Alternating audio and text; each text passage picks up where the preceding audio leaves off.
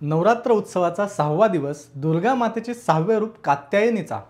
कात्या नावाचे एक महान ऋषी होते. त्यांची इच्छा होती की देवी दुर्गेने त्यांची मुलगी म्हणून जन्माला यावे. देवांना प्रसन्न करण्यासाठी त्यांनी अनेक वर्ष कठोर तपश्चर्या केली. या दरम्यान देवांचे त्रिमूर्ती ब्रह्मा, विष्णू आणि महेश महिषासुराने केलेल्या अत्याचारामुळे संतप्त झाले होते. कारण त्या महिषासुराला वरदान मिळाले होते की त्याला कोणत्याही पुरुषाकडून मारले जाऊ शकत नाही. यावेळी या तीनही देवांनी त्यांची सर्व शक्ती देवीला प्रदान केली आणि देवी दुर्गेचे हे रूप निर्माण केले, जिच्याकडे महिषासुराचा वध करण्यासाठी लागणाऱ्या तिन्ही देवांची शक्ती होती. देवी कात्यायनीला 3 डोळे आणि 4 हात आहेत. तिच्या एका डाव्या हातामध्ये तलवार आणि दुसऱ्या हातामध्ये कमळ आहे, तर इतर 2 हात अनुक्रमे संरक्षण आणि कृती दर्शवतात. एखाद्या स्त्रीला जर लग्नात एका दुसऱ्या कारणाने विलंब होत असेल तर ती मां कात्यायनीची पूजा करून तिच्या लग्नात येणारे अडथळे दूर करू शकते. देवी कात्यायनीची उपासना केल्याने सर्व रोग, दुःख आणि भीती यांच्याशी लढण्यासाठी तुमच्यात मोठी शक्ती निर्माण होऊ शकते. तुमच्या जीवनात साचलेल्या पापांचा नाश करण्यासाठी तुम्ही कात्यायनी देवीची धार्मिकरित्या पूजा करावी. देवी कात्यायनी हिचे 6वे चक्र आज्ञाचक्र किंवा 3rd आय चक्रमध्ये तिचा वास असतो. तिला योद्धा देवी म्हणून देखील ओळखलं जाते आणि ती मां दुर्गेच्या सर्वात हिंसक आणि भयंकर अशा रूपापैकी एक आहे आणि म्हणूनच वाईटांचा नाश करण्यासाठी ती ओळखली जाते. देवीचे रूप जर मूर्तिशास्त्रानुसार पाहिले तर असे दिसून येते की देवी कात्यायनीला 3 डोळे आणि 4 हात आहेत. तिच्या डाव्या हातामध्ये तलवार आणि दुसऱ्या डाव्या हातामध्ये कमळ आहे. तिच्या उजव्या हात भक्तांना आशीर्वाद देत असते, म्हणून उजव्या हातापैकी एक हात वरदा मुद्रा म्हणजे वरदान देण्यासाठी आणि दुसरा अभय मुद्रा म्हणजे भय आणि परोपकार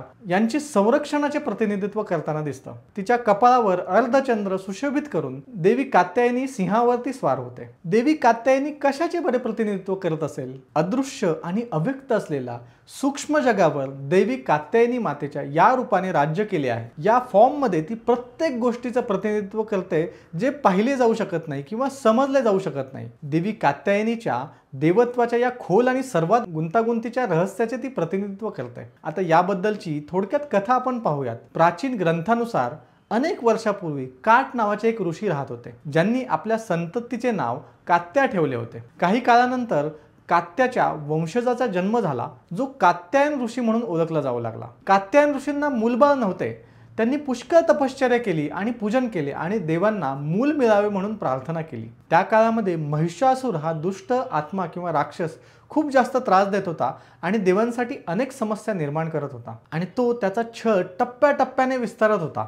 महिषासुराचा अंत करण्याचा दृष्टिकोन शोधण्यासाठी सर्व देव विष्णूकडे गेले आणि विष्णूच्या आज्ञेनुसार शिव आणि ब्रह्मा त्यांच्याबरोबर गेले आणि त्यानंतर त्रिमूर्तीने म्हणजे ब्रह्मा, विष्णू आणि महेश यांनी ज्वाला प्रसारित केल्या. या ज्वालांनी कात्यायनी देवीचे रूप धारण केले. असे म्हणतात की देवी कात्यायनी किंवा कात्यायन ऋषीच्या अपत्याच्या रूपामध्ये जन्म घेतला, म्हणून तिचे नाव कात्यायनी ठेवले गेले. देवी कात्यायनीचा जन्म दुष्ट आत्म्यांचा नाश करण्यासाठी झाला होता आणि ती एक योद्धा म्हणूनच कल्पित होती. ती 1000 सूर्यासारखी तेजस्वी अशी तिची रचना होती. महिषासुराचा वध करण्यासाठी सर्व देवांनी देवी कात्यायनीला शस्त्र दिले. शिवाने तिला त्रिशूळ दिले, विष्णूने तिला सुदर्शन दिले, वरुणाने तिला शंख दिले, अग्नीने अग्निअस्त्र दिले, वायूने धनुष्य दिले, सूर्याने तिला एक थरथर कापणारे आदित्य अस्त्र दिले, इंद्राने कुशलता दिली, कुबेराने तिला एक गदा, ब्रह्मदेवाने तिला एक जपमाळ आणि पाण्याचे भांडे दिले, कलाने तिला तलवार आणि ढाल दिली आणि विश्वकर्माने तिला लढाऊ कुंडली आणि असंख्य शस्त्र दिली. देवी कात्यायनी सिंहावरती आरूढ आहे. सर्व साधन सामुग्रीने सज्ज होऊन देवी कात्यायनी महिषासुराचे वास्तव्य असलेल्या विंध्य पर्वताकडे निघाली. महिषासुराच्या परिचयाची ही एक आकर्षक अशी कथा आहे. त्याचे वडील रंभा हे असुरांचे स्वामी होते. तो एकदा राजकन्या महिषीकडे वाईट दृष्टीने पाहू लागला, त्यामुळे त्याला जंगली म्हैस म्हणून अपमानित केले गेले. महिषा हा जंगली म्हैससाठी संस्कृत शब्द आहे. रंभा आणि महिषी याच्या सहवासातूनच महिषासुराची निर्मिती झाली. मां कात्यायनी आणि महिषासूर यांच्यामध्ये घनघोर युद्ध झाले. तिने त्याच्या तलवारीने शिरच्छेद करून खून केला. महिषासुराचा वध आपल्या देशातील भारतामधील विविध भागांमध्ये दुर्गा पूजा म्हणून साजरा केला जातो आणि त्यामुळेच तिला महिषासूर मर्दिनी असे नाव आहे, ज्याने महिषासुराला मारले. भागवत पुराणात सांगितल्याप्रमाणे गोकुळातील तरुण आणि तरुणींनी मार्गशीर्ष महिनाभर उपवास केला आणि भगवान श्रीकृष्णाला आपला पती म्हणून प्राप्त करण्यासाठी कात्यायनी देवीची प्रार्थना केली. या महिलांनी कात्यायनी देवीची मातीची मूर्ती तयार करून तिची पूजा केल्याचा उल्लेख आहे. तेव्हापासूनच हे मान्य केले जाते की कात्यायनी देवीची उपवास आणि प्रार्थना करणाऱ्याला अशा तरुणींना प्रशंसनीय असे जोडीदार मिळतात। तामिळनाडूमध्ये देवी कन्याकुमारी कुमारी मा देवी कात्यायनीचे प्रतीक असल्याचे म्हटले जाते। पोंगलच्या वेळी तिची पूजा केली जाते, जी मकर संक्रांतीशी सुसंवाद साधते। असं मानलं जातं की मात कात्यायनी देवी, ज्याला 6वी नवरात्री देवी म्हणून संबोधली जाते, ती अविवाहित मुलींना इच्छित वर मिळवण्यासाठी आशीर्वाद देतात। असं म्हणलं जातं की अविवाहित महिलांनी विवाह करण्यासाठी कात्यायनी देवी आणि 108 वेळा ओम कात्यायनी महामाये या मंत्राचा जाप करून 6व्या दिवशी नवरात्रीच्या या देवीची प्रार्थना केली तर त्यांची लग्न करण्याची इच्छा पूर्ण होते आणि त्यांना सर्वात अनुकूल जोडीदाराचा आशीर्वाद मिळतो। कात्यायनी माता मंत्र खूप फलदायी आहे।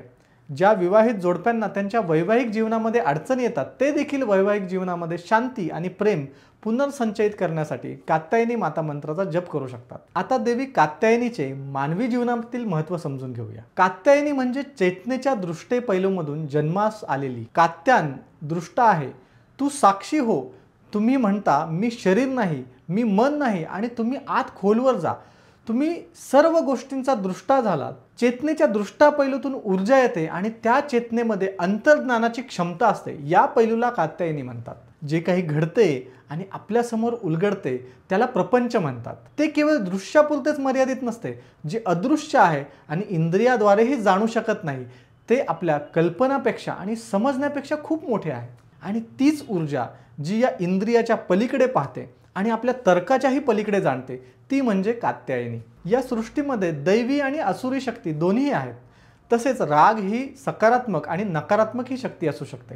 क्रोध हा सकारात्मक किंवा दैवी गुणही कसा असू शकतो आणि तो नकारात्मक किंवा असुरी गुण कधी बनू शकतो। राग महत्त्वाचा आहे आणि त्याचेही स्थान आहे। चांगला राग शहाणपणाशी संबंधित आहे, तर वाईट राग हा राग भावना आणि स्वार्थाशी संबंधित आहे। चांगला राग हा व्यापक दृष्टीच्या भावनेतून सुद्धा येतो। जेव्हा राग अन्याय आणि अज्ञानाकडे निर्देशित केला जातो तेव्हा तो योग्य असतो।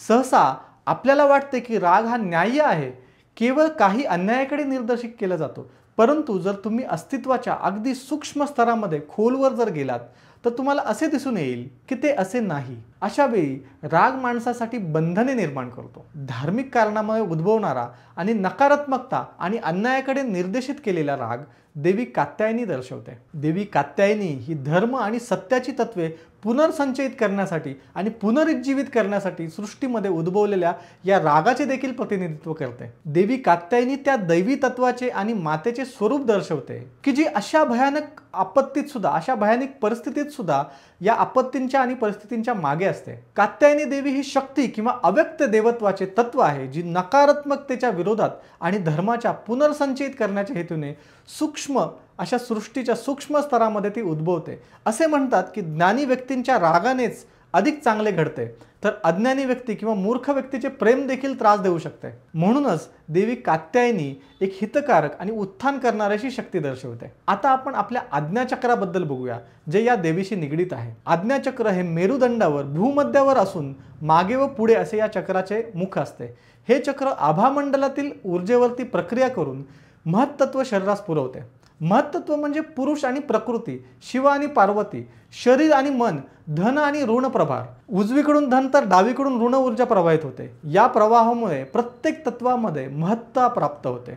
यामध्ये कार्यकारण भाव निर्माण होतो। मेंदूकडून हा प्रवाह नियंत्रित होतो। आज्ञाचक्र हे शरीरातील विचारचक्र आहे। याचा रंग पारवा किंवा जांभळट पारवा आहे। जाणीव हा याचा सूक्ष्म गुणधर्म आहे।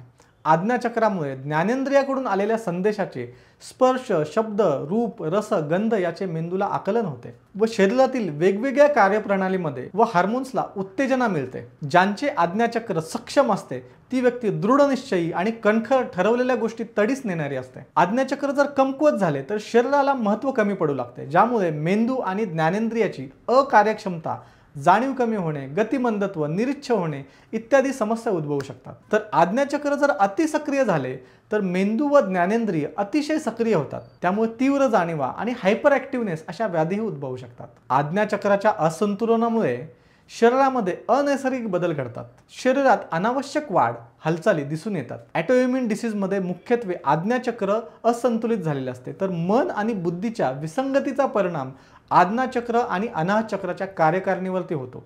यामधूनच कॅन्सरसारखे आजार उद्भवू शकतात। ज्यावेळी आज्ञाचक्राच्या कार्यकारिणीमध्ये दोष उत्पन्न होतात तेव्हा cancer, Parkinson, cerebral palsy, motor neuron disease, multiple sclerosis, meningitis, fits, coma, गतिमंदत्व, पक्षाघात, Alzheimer, dementia, autism, muscular dystrophy, तोतरेपणा, स्मृतिभ्रंश, कंपवात, तसेच मोतीबिंदू, काचबिंदू, मॅक्युलर डिसेशन, रेटिनोपॅथी, बहिरेपणा, टिनिसिस, कानाच्या पडद्यातील दोष, वर्टिगो इत्यादी शारीरिक व्याधी उद्भवू शकतात। तसेच मानसिक ताणतणाव, चिडचिडेपण, नैराश्य, निरुत्साह अशा मानसिक व्याधी उद्भवू शकतात। नवरात्रीच्या 6व्या दिवशी षष्ठीला जर कात्यायनी देवीची तुम्ही उपासना केली आणि आज्ञाचक्राचे ध्यान केले तर इंद्रियांच्या पलीकडे जाऊन तंत्रज्ञानाची ती शक्ती आपल्याला प्राप्त होते। त्याचबरोबर सर्व रोग आणि दुःख, भीती यापासून लढण्यासाठी प्रचंड सामर्थ्य आपल्याला मिळते। नवरात्रीच्या 6व्या दिवशी षष्ठीला कात्यायनी देवीची जर तुम्ही उपासना केली आणि आज्ञाचक्राचे ध्यान केले तर इंद्रियांच्या पलीकडे जाऊन अंतर्ज्ञानाची शक्ती आपल्याला प्राप्त होते। त्याचबरोबर सर्व रोग, दुःख, भीती याच्याशी लढण्यासाठी आपल्याला प्रचंड सामर्थ्य मिळते।